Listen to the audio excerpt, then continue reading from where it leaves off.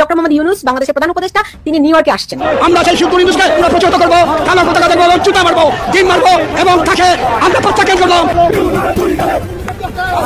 জায়গায় জায়গায় মোড়ে মোড়ে সব জায়গায় পয়েন্টে পয়েন্টে পাহারা বসাতে হবে।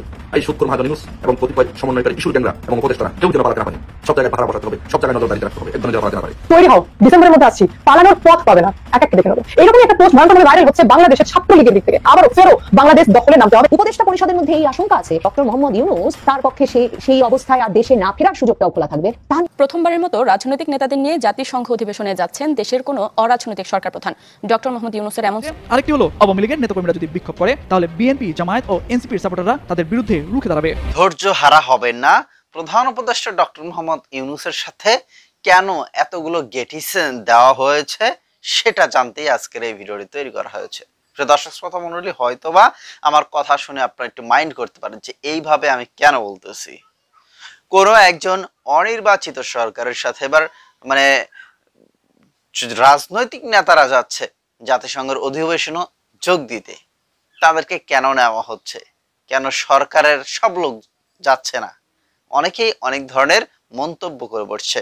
অনেকেই বলতেছেন পচা ডিম খাওয়ার জন্য, হয়তোবা সেখান থেকে হয়তোবা বাঁচানোর জন্য এই প্রধান উপদেষ্টাকে তার সাথে এরকম ঘেটিস দেওয়া হয়েছে। যাই হোক, আমরা আরো বিস্তারিত আলোচনা করব। তার আগে ভিডিও কিছু আমরা দেখতে চাই আসলে মূল ঘটনা কি এবং কারা কারা যাচ্ছে এবং আজকে কখন কিভাবে যাচ্ছে এই প্রধান উপদেষ্টা ডক্টর মোহাম্মদ ইউনূস। চলেন আমরা মূল ভিডিও দেখে আসি। আশা করছি পুরো ভিডিও জুড়ে আমাদের সাথে থাকবে। কৌতূহল নিয়ে দেশবাসীর একটা বিরাট অংশ অপেক্ষা করছে, সেটা তিনি বোঝেন। অন্যদিকে সেই অপমান অস্বস্তি থেকে তাকে বাঁচিয়ে আনবার কোনো পদ্ধতি যে তার প্রশাসন বের করতে পারেনি সেটাও তিনি বোঝেন। এই সব মিলিয়ে যেমন কোনো শান্তি বা স্বস্তি তার মনে নাই, ঠিক তেমনি তিনি কোনো শান্তি বা স্বস্তি পাচ্ছেন না। শুধু তিনি নন, আসলে তার পুরো উপদেষ্টা পরিষদের ভেতরেই একটা বড় উদ্বেগের কারণ হয়ে উঠেছে এই যে এমন একটা অবিশ্বাস আর অস্বস্তিতে ঘেরা সময়ে, যে সময়ে একদিকে তারা তাদের মিত্র রাজনৈতিক দলগুলোকেও বিশ্বাস করে উঠতে পারছেন না, অন্যদিকে আওয়ামী লীগের বাড়াবাড়ি ক্রমাগত বাড়ছে, সে সময়টায় 10 দিনের বেশি সময়ের জন্য প্রধান উপদেষ্টা ডক্টর মোহাম্মদ ইউনূস থাকছেন না বাংলাদেশে। তার যমুনা মানে এই সরকারের ক্ষমতার কেন্দ্র থাকছে অরক্ষিত।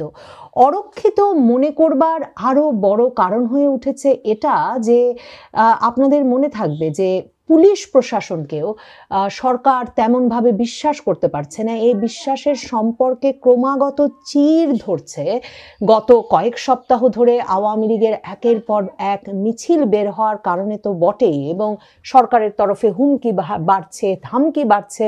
সরকার নগদ পুরস্কারও ঘোষণা করেছে, কিন্তু এরপরেও পুলিশ সদস্যরা যে তেমনভাবে নড়াচড়া করছেন না সেটা নিয়ে সরকার ভীষণভাবে উদ্গ্রীব। যমুনা যখন অরক্ষিত তখন যেটা বলছিলাম আপনাদের মনে থাকবে যে যমুনা পড়েছে রমনা জোনের আন্ডারে, মানে পুলিশের, এবং সেখানে ছিলেন বা সেখানে আছেন এখনো অত্যন্ত সক্রিয় পুলিশ কর্মকর্তা রমনা জোনের ডিসি মাসুদ। কিন্তু এই মাসুদ সাহেবের নাকের ডগাতেই কিন্তু আওয়ামী লীগের সবচেয়ে অস্বস্তিকর মিছিলগুলোর একটি ঘটে গেছে কয়েক সপ্তাহ আগে। বাংলা মোটরে এনসিপির কার্যালয়ের সামনে আধা ঘন্টা 40 মিনিট ধরে জড়ো হয়ে নৃত্য গীত করে তারপর স্লোগান দিতে দিতে প্রায় 1000 খানেক লোকের যে মিছিল বাংলা মোটর থেকে শাহবাগের ইন্টারকন্টিনেন্টালের দিকে গেছে, সেখান থেকে পুলিশের এই অত্যন্ত সক্রিয় কর্মকর্তা মাসুদের বাহিনী গ্রেফতার করে এনেছিলেন মাত্র 5 জন না 6 জনকে। পুলিশের সঙ্গে একটা বিরাট দূরত্বের নমুনা হিসেবে এই ঘটনাটিকে দেখা হচ্ছে। আর পুলিশ কর্মকর্তা মাসুদের যুক্তি ছিল যে এর আগে বুয়েটের ছাত্ররা যখন যমুনা অভিমুখী মিছিল শুরু করে সেখানে গিয়ে তার বাহিনী যখন অ্যাকশনে নামে সেটা নিয়ে পত্রপত্রিকায় একদিকে তিনি ছাত্রদের সাথে বাড়াবাড়ি ব্যবহার করেছেন, সেই বিষয়টিকে কেন্দ্র করে তার ছবি ছাপিয়ে যেমন তাকে একরকমের ভিলেন বানানো হয়েছে বলে তিনি মনে করেন, এই পুলিশ কর্মকর্তা মনে করেন। অন্যদিকে পুলিশ সদস্যরা মনে করছেন যে সেই যমুনা যাওয়া ঠেকাতে গিয়ে তাদের একেবারে শীর্ষস্থানীয় কর্তা ব্যক্তি Dhaka metropolitan police commissioner Sajjad আলীকে গিয়ে ছাত্রদের সামনে হাত জোর করে মাফ চেয়ে আসতে হয়েছিল।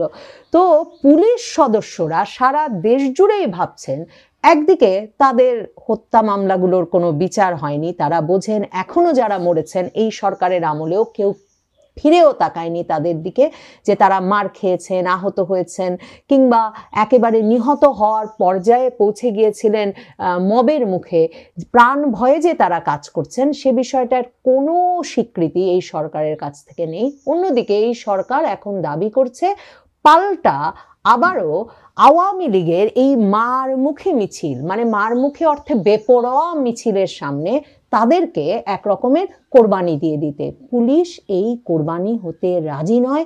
আর পুলিশের কর্তা ব্যক্তি পদে ইউনূস সরকার যে অবসরপ্রাপ্ত কর্মকর্তাদের এনে বসিয়েছেন আইজি পদে কিংবা কমিশনার পদে, তাদের সঙ্গে পুলিশ বাহিনীর কোনো সংযোগও তৈরি হচ্ছে না। এবং তারা বুঝছেন, এই কর্তা ব্যক্তিরাও আসলে পুলিশ সদস্যরা বুঝছেন তাদের জান মাল কিছুর দায়িত্ব নেবেন না, কাজেই তারা মিছিল না ঠেকিয়ে ভাত খেতে যাচ্ছেন। আর সেই মিছিল না ঠেকিয়ে ভাত খেতে যাওয়ার অপরাধে এখন ইউনূস সরকার তাদেরকে ক্লোজও করে দিচ্ছে।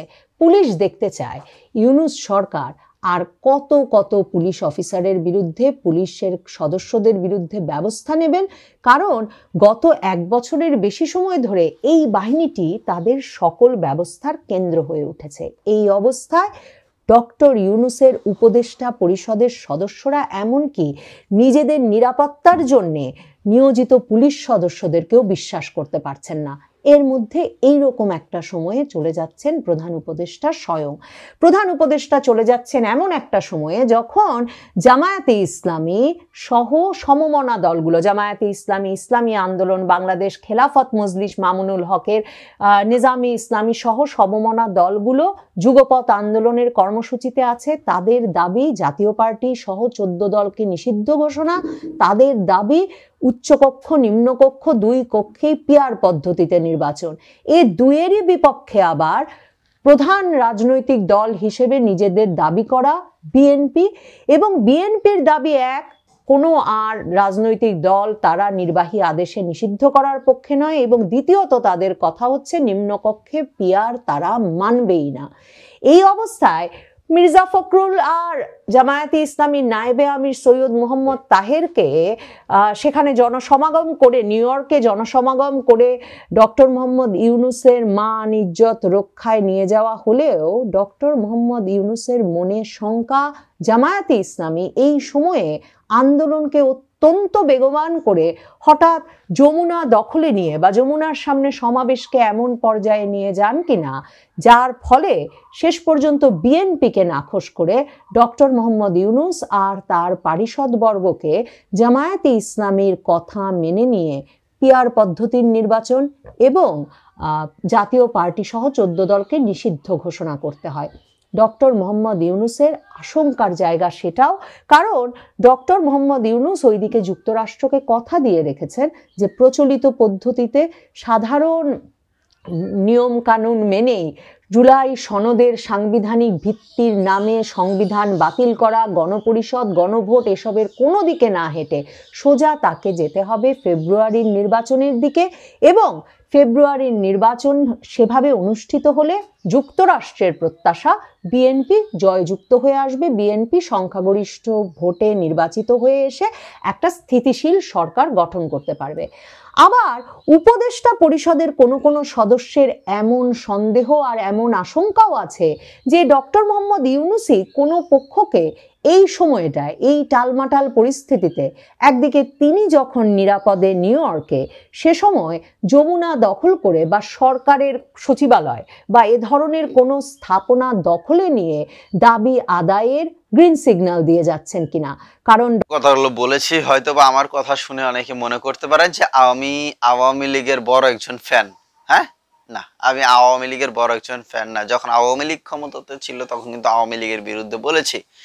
এখন অন্তর্বর্তীকালীন সরকার আসছে, তারা যে অন্যায় অবিচার করবে, তারা যে অনিয়ম করবে, সেটার বিরুদ্ধে কিন্তু বলতেই হবে, কথা বলতে হবে।